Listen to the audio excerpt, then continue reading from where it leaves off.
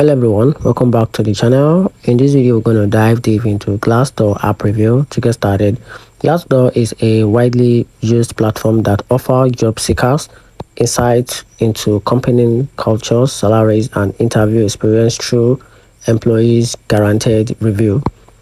The app allows users to search for jobs, read company reviews, access salaries information, aiming to provide transparency in the job market.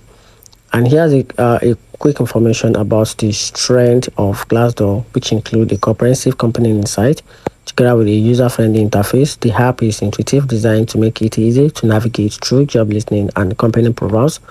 It also comes with a anonymity for reviews, which help the employees to share their experience anonymously, encouraging candidate-based feedback. And however, there are notable weaknesses about this platform, which one of these potential-based review and also a privacy concern together with a unified salary data.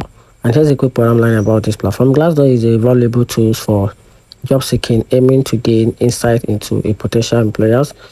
Its extensive database of company reviews and salary information can be aid in making a informed career decision. However, users should approach the information with a critical eyes, considering the potential bias and privacy implication.